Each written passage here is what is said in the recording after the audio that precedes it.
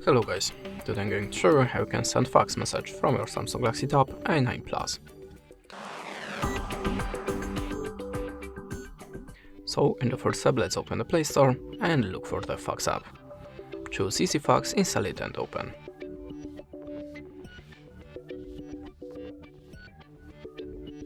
To show again free creates banner, you have to restart the application.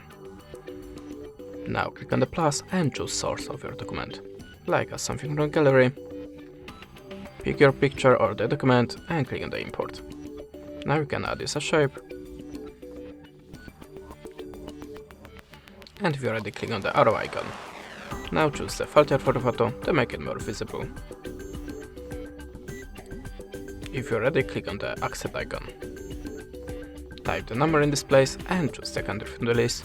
To send the message, just click on this button. This is the way how you can do it. Thanks for watching, leave a like or a comment, and goodbye.